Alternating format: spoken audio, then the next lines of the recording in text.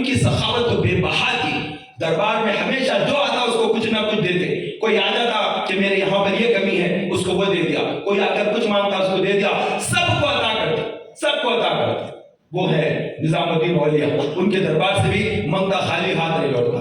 تو یہ اہل اللہ کے آستانے ہیں. یہاں پر جائیں, یہاں پر جائیں, یہاں پر نمازیں پڑھیں, یہاں پر دعائیں کریں, یہاں پر قرآن پڑھیں, یہاں پر ذکر کریں. اور وہاں وہ محتاج نہیں ہے, وہ تو عطا کرنے والے ہیں. آپ کیوں وہاں کے چندے کے ڈبے میں پیسے ڈالتے ہیں؟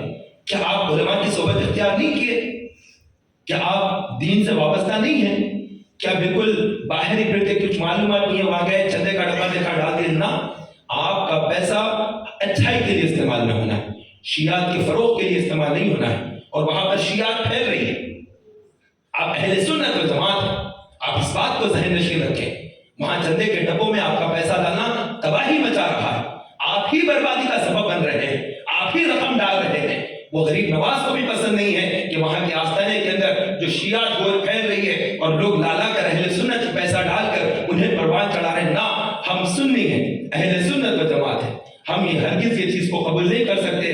حتیٰ کہ حد تو یہ ہو گئی کہ وہاں پر اب ہر چیز ہو رہی ہے. ناچنے گانے والے آئیں گے, فلمیں ڈرامے والے آئیں گے, بالی ووڈ آئے گا, ہر طرح کا ستارے وہاں کے چمکتے دمکتے آئیں گے, ٹھمکے لگائیں گے, کمر مٹائیں گے, ناچیں گے, ہر قسم کی میوزک لگائیں گے. سب ہوگا وہاں پر. اگر وہاں پر کسی چیز کی اجازت نہیں ہے تو مصطفیٰ جان رحمت پہ لاکھوں سلام پڑھنے کی اجازت نہیں دی جا رہی. آج مجاور لوگ اس طرح سے کر رہے ہیں. غریب نواز کے دربار میں مصطفیٰ جان رحمت پہ لاکھوں سلام پڑھنے سے روکا جا رہا. یہ اہل سنت کا طریقہ ہے, نہیں پڑھنے دیں گے. یہ سنیوں کا سلام ہم نہیں پڑھنے دیں گے. تو وہ علماء سے انہیں بیر ہے. تو علماء میں سب سے بڑے عالم سے ہی جنگ کرنا چاہتے ہیں. تو وہ امام احمد رضا کا انتخاب انہوں نے کر لیا کہ نہیں, جنہوں نے شیعات کو روکا ہے ہمارا جھگڑا انہی سے ہے, تو وہ ان سے لڑنا چاہتے ہیں. وہ کہاں, یہ کہاں. وہ اللہ تعالیٰ نے جن کو مقام دے دیا, وہ بلندی, وہ اعلیٰ حضرت امام احمد رضا فاضل بریلوی رحمۃ اللہ علیہ, جن کا ڈنکا بجتا ہے. جہاں جہاں غریب نواز نے اسلام کو پھیلایا ہے, وہاں وہاں پر دین اسلام کے اندر سنیت کو جس نے بچایا وہ ذات امام احمد رضا کی.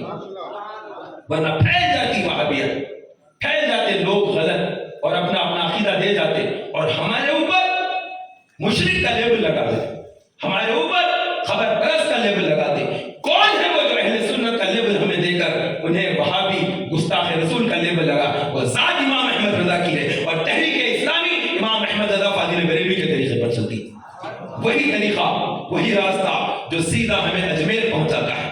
وہی اجمیر جہاں سے ہمارے کام بنتے ہیں. بگڑے کام کہاں سے بنتے ہیں؟ وہ دربار اجمیر ہے, وہ دربار غریب نواز ہے. ان کے در پر جاؤ, ان سے مانگو, وہ عطا کرتے ہیں. وہ ایک مرتبہ دعا میں آمین کہتے ہیں, ہماری دعا پر کام بن جائے, بگڑی بن جائے, حالات بدل جائیں گے. تو ان کے در پر جانا ہے, اور پھر طریقہ بھی ہمارا مکمل اہل سنت و جماعت کا ہونا ہے, غلط نہیں. آپ کو اگر وہاں پر نظر پیش کرنا ہے, آپ کو چادر پیش کرنا ہے, ایک صاحب 35,000 کی چادر لے جا کر پیش کرنا ہے. ارے وہ کتنے وقت چادر جا رہی ہے, آ رہی ہے, کیا سودا ہے, کیا بازار ہے. نہ, دربار پہ چادر چڑھائی گئی, ایسا کھینچا چادر مجاور نے اور لے جا کر دکان پر بیچ دیا. پھر دکان پہ سے پھر بھی کرائی, پھر چادر چڑھی, پھر ایسا کھینچا, ڈال دیا دکان پر, بیچ دیا.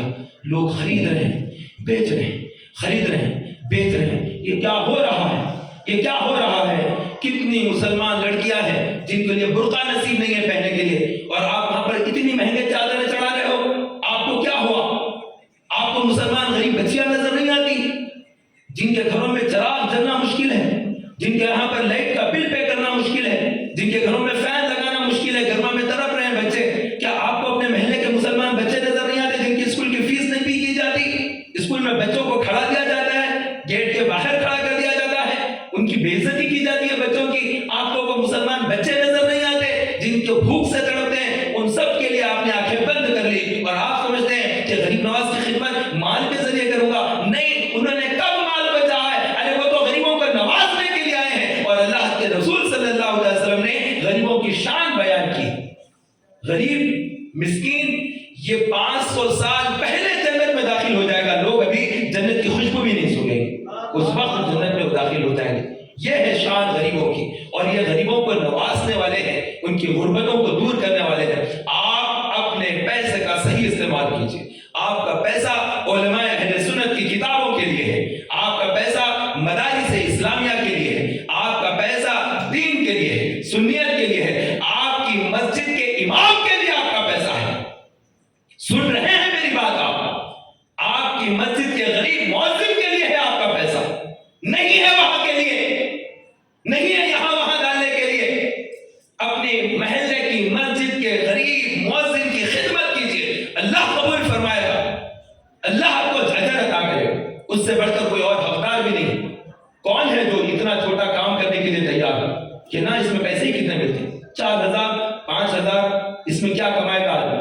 مسجد کا امام, مسجد کا خطیب, مسجد کا مؤذن, وہاں پر جھاڑو دینے والا, فراش, یہ لوگوں کی مدد کون کرے؟ ہماری ذمہ داری بنتی ہے کہ ہم اپنے پیسے کچھ ان کی خدمت میں پیش کر دیں. آپ جتنا کرنا چاہتے ہیں یہیں پر کر دیں, اور ایصال ثواب